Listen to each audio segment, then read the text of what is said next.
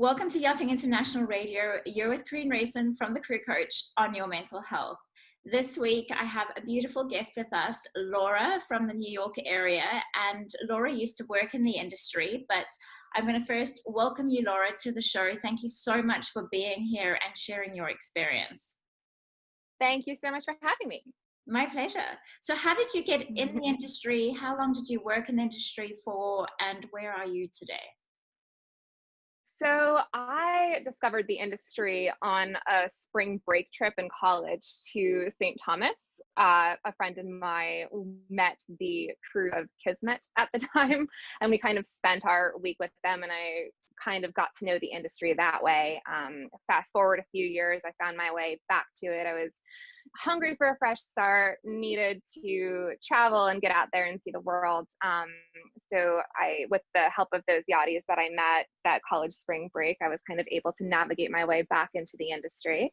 And then I was in the industry from 2014 to 2017. I worked my way up to chief stew on a 40 meter.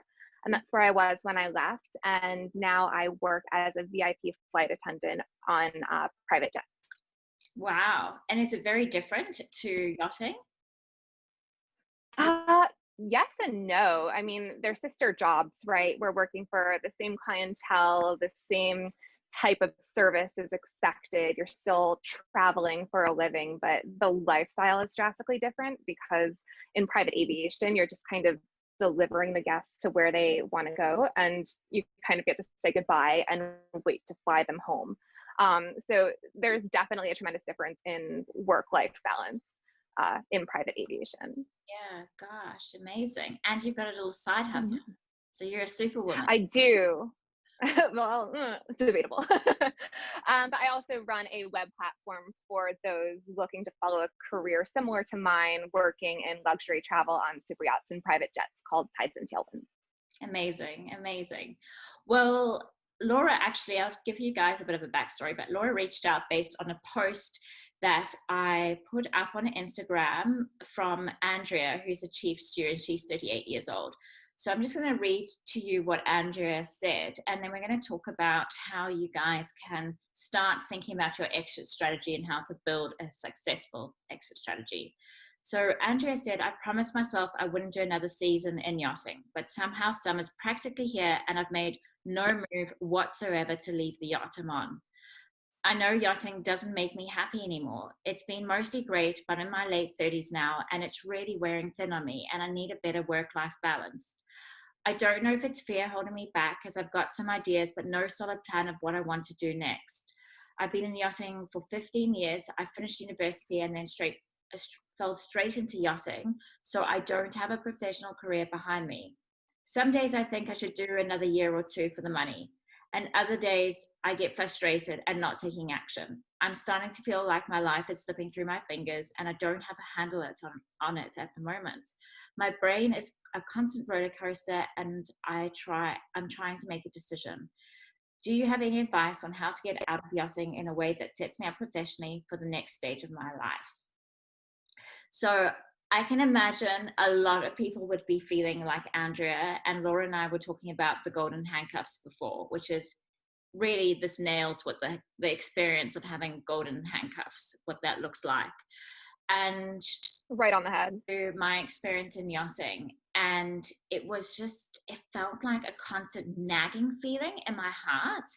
And I was in the Maldives, and you just cleaning the same surfaces over and over again, and the guests were how can I describe it, maybe unworldly. Like they would see a dolphin and they would say kill it, like, so uneducated. What? Yeah, uneducated. Gosh. So for me, and then obviously there was prostitutes on board, and Obviously. yeah. Not on all boats, just some boats. My naivety, I was like, I've got to save them. I have to help these girls. This is terrible. How could I rescue them? How could we plan and I can escape them? Then to my knowledge, well, someone educated me that they go to a specific school to learn how to attract wealthy men, and they're paying for their intuition, like education. So I Wow. guess I just let that be in the end, but that feeling didn't go away.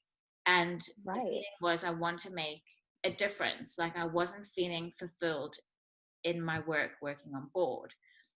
And Hmm. that confirmed, I had my background in undergrad psychology and organizational psychology. And I was like, I'm going back to Australia and I'm going to study and I'm going to pursue a career helping people. This is what I want to do. So I was fortunate enough to know in my heart what I wanted to do.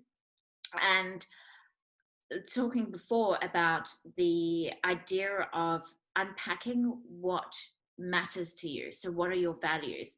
And this is what I go through step by step in my course called Creating or Designing a Career That You Love, because I think it can be so overwhelming. There's like all these choices, all these options out there. Do I do something for the money or do I do it because I absolutely love it and it gives me joy? When I wake up in the morning, I'm like, yes, I'm going to work today. And I wonder how many people feel that way. I mean, I got a sense that you feel that way. I certainly feel that way. But I think we both are passionate about helping people find that thing that they love.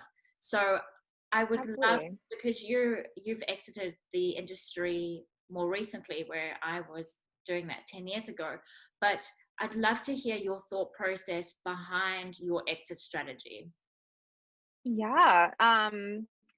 Actually, I think it's kind of interesting because I didn't have much of a thought process, and I'm finding a lot of the stews who were recently in the industry or have already left the industry kind of had the same experience I did. And maybe you can relate where, you're tugging along, you're on autopilot because you're on your fourth charter of the season. And then like all of a sudden you just hit a brick wall. You're like, I can't. It was just so random. It wasn't like a development, like, oh, I'm not sure this is for me anymore. It was just kind of one of those straight burnout. I need to get out of this right now because I'm not mentally okay. Um, but that was on a really intense season. And I know a lot of people kind of hit those brick walls throughout the industry. And all you really need to do is kind of step back in a lot of cases and take a breath, go spend time with your family, take a month or two off, and then come back into the industry. So there's a lot of that as well. But for me, that was my turning point where I woke up one day and I was like, I hit my limit in terms of what I'm capable of here, I think. So I was fortunate enough that same week to have caught up with a friend who found her way to the private aviation industry. And she kind of set me up on some interviews and talked me through that process. So I'm forever grateful for it because I love where I am now. Mm, But to say that I had properly developed a plan to get in, I think would be a little bit of an overstatement. okay. And would you recommend crew to think about an exit strategy while they're in the industry? I think you should. I think it's definitely smart to plan ahead for something like that, but you don't always have time. If you're on a busy boat, if you're in a busy season, all you're thinking about, I think sometimes, is the work that you're doing and how eager you are to get out of it. So I think that kind of creates like a toxic sort of mindset where you become jaded against the yachting industry. So yes, if you have the time and the mental health, and the clarity to start developing a plan, of course it's going to help you. You can save for whatever plan you might have while still working on the yachts. And obviously that would be the way forward. But if you're knee deep in a very busy yacht program, you don't always have that sense of self, I think, and that mental clarity to really strategize a new direction for yourself. Yes, yeah. And this is what I'm noticing as well, because I've got those two courses, the leadership course, and I know there's a lot of crew out there that are passionate about learning and professional development. But I mean, it's even difficult to get time for you, or even to get Exactly. sleep. Like I remember in my break, it was either exercise or sleep, and that's all I could manage. And then it So was, your only option. yeah, it was a good day if I managed to squeeze that in. And I really feel for those people that are thirsty to learn, thirsty to grow and develop, when they don't have that opportunity because of the amount of hours that we were working. So yeah, I totally relate Exactly. to what you're saying. And I think that it's important though to reflect on what is important to you. So often Hmm. when you're not feeling that sense of joy, or you're feeling tired, a lack of energy, and you're questioning life, it's important to think, okay, well, what's going on for me right now? And maybe, as you said, again, we don't make the time to do that because we're so busy. But looking at what Hmm. you don't want will certainly help you discover what you do want.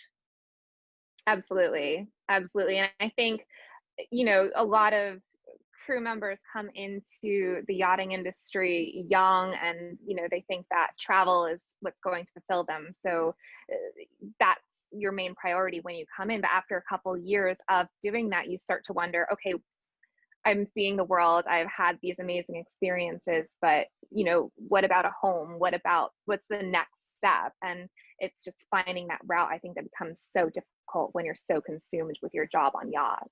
Yes, yeah, yeah.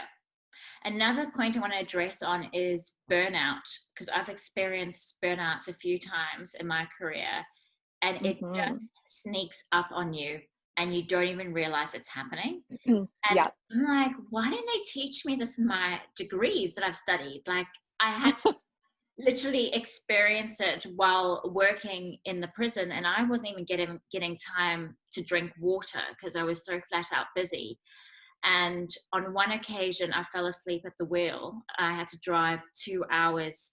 Just the commute one way was 2 hours. Oh my gosh. And I remember the sun was coming through. It was all nice and warm. And I told myself, I'm just going to have a long blink. It's just going to be a long blink. Long blink. And I How'd went that work out to for a you? deep sleep, like a deep sleep. The And longest blink ever. yeah, and my foot obviously lifted off the brake, and I rolled forward into a car, and I got the biggest fright of my life. Thank goodness I didn't do any damage, but it was a massive wake up call. And I remember, like, maybe a month or two after that, I went to Bali for a holiday, and I left work.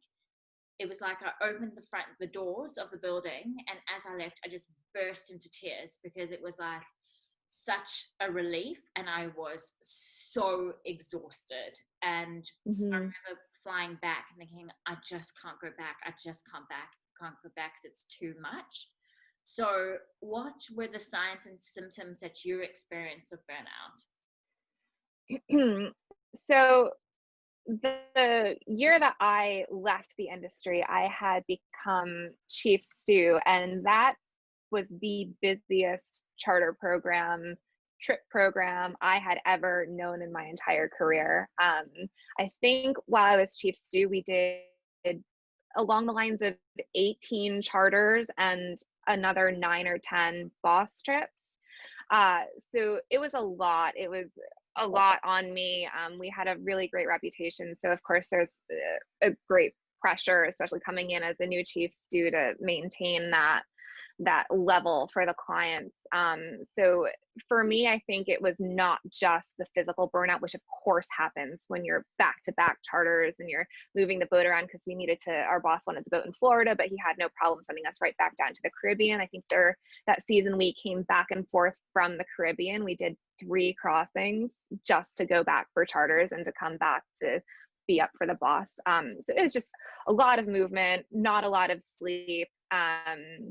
And for me, I think what hit me even harder than the physical burnout was the mental burnout.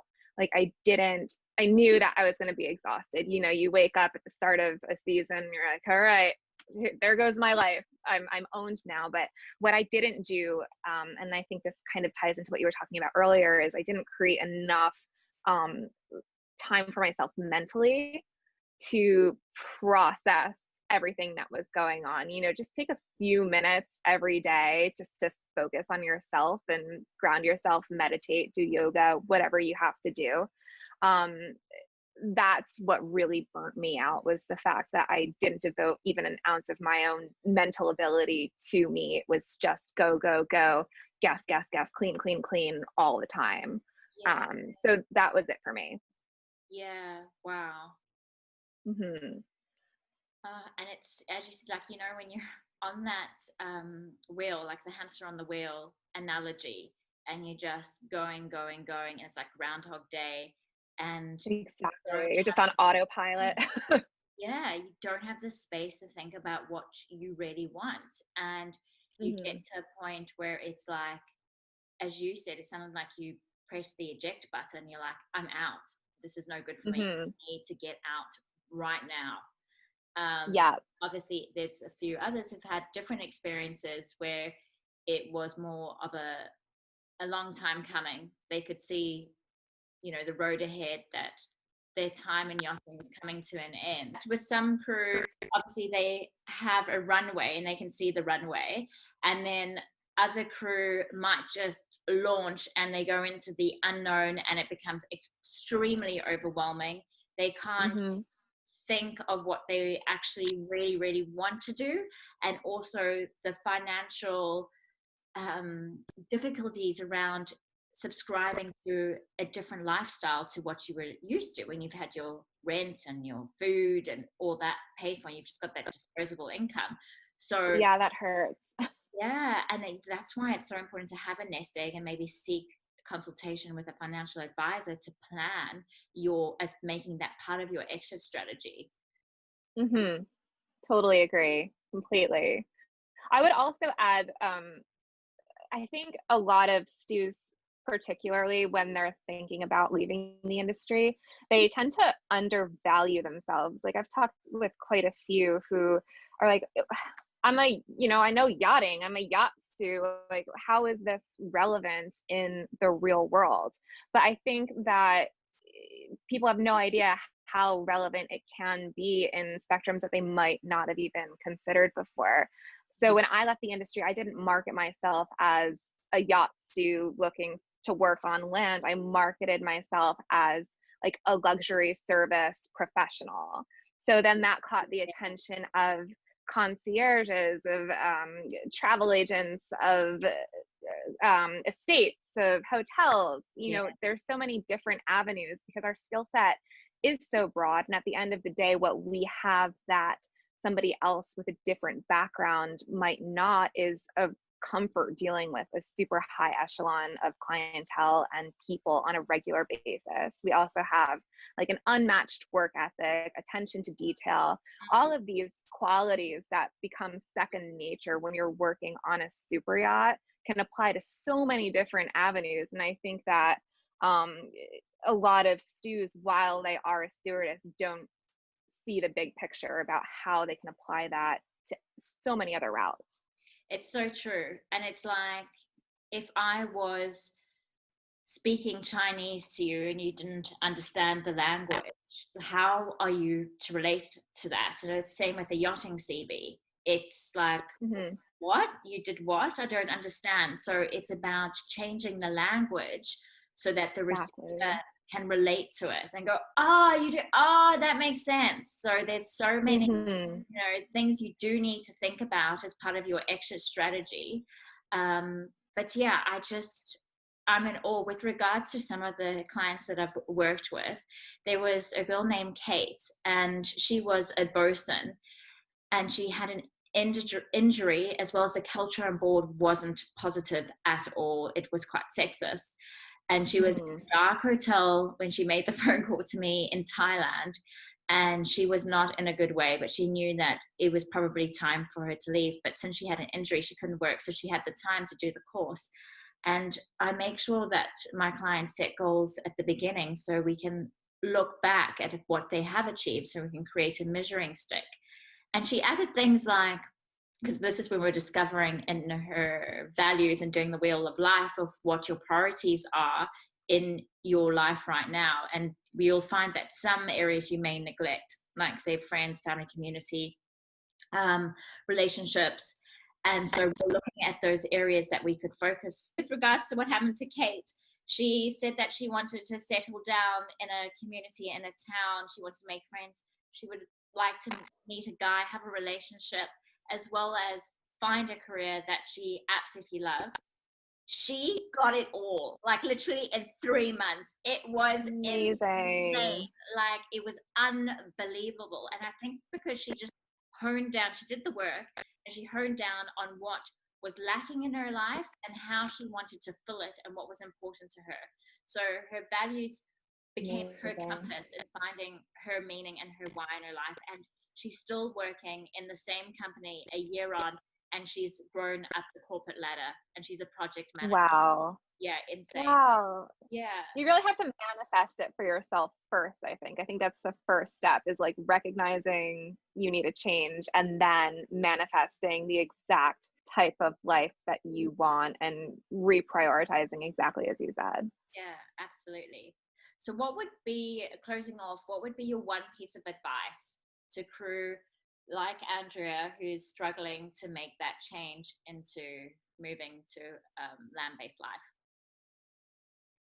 Um, well, first, I guess I would suggest taking a step back and acknowledging that you are discontent and making sure that you are discontent because you need an entire life change and it's not just circumstantial where you are right now. Because just because you're having a bad week or you hit a brick wall, it doesn't necessarily mean you're ready to jump into an entire new life. It could be a bad day. So I guess I would just suggest truly looking inside and evaluating yourself first. And then I think, your system makes the most amount of sense. You have to prioritize your values. What have you been neglecting? What is important to you 5, 10 years down the line? What is the life that you want for yourself and for the people around you? And then, how do you navigate a way to get there? Yeah. So if you're lucky, you have a resource such as yourself, or you have some grasp as to that direction. But yeah, at the end of the day, you just have to really take some time, focus on yourself, and internalize, exactly what it is that you want and go after it.